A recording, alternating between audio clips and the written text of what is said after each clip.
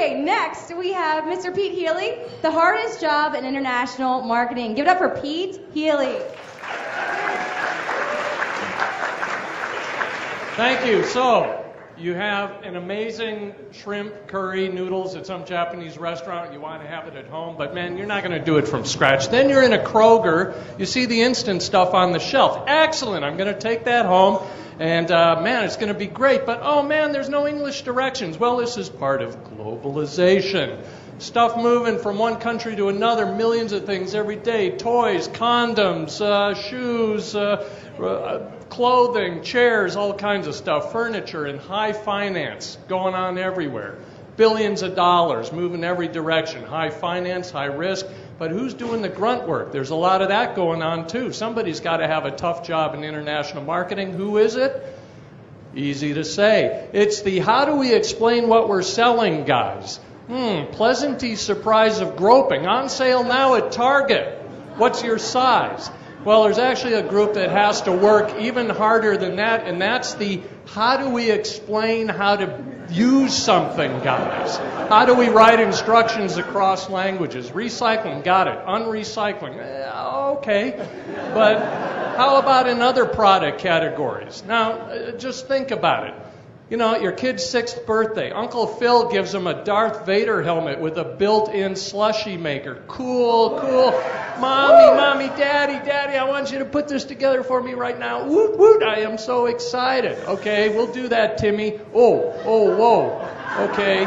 Wait, is there a whole costume in this little box? The only 2 words that you can see in English are wasabi slurpee. I don't get it.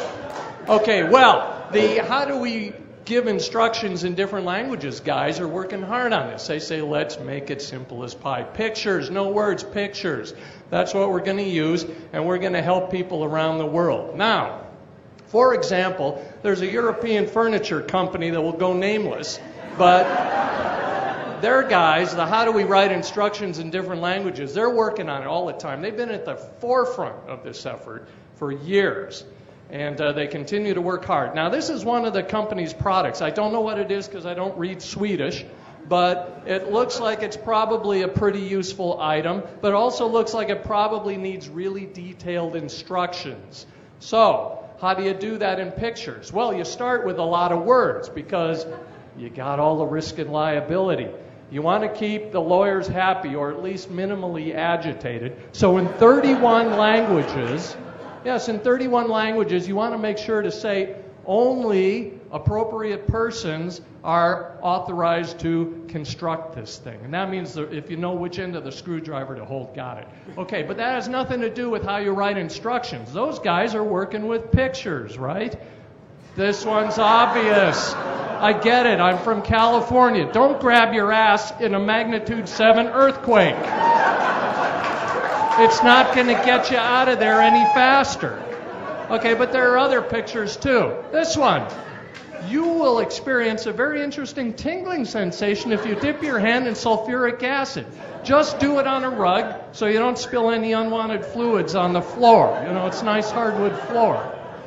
Okay, now, if you're trying to measure the area of a square or a long skinny rectangle and you're stumped, call our customer service department. They're there to help. Just make sure you do it from right outside the store in the parking lot.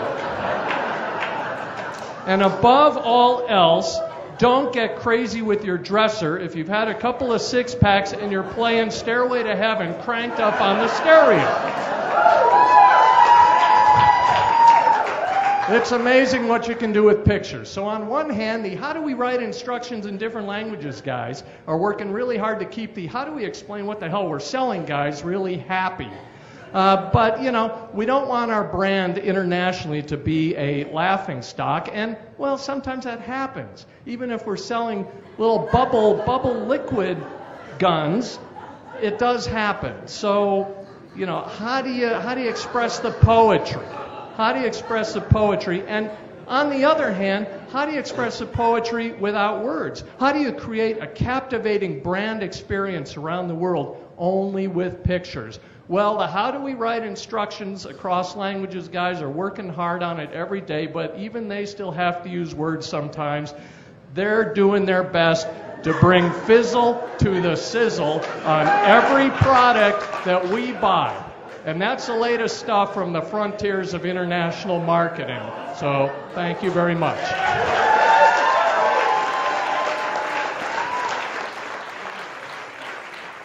I have a whole new appreciation for IKEA now. Thank you so much, Pete Healy.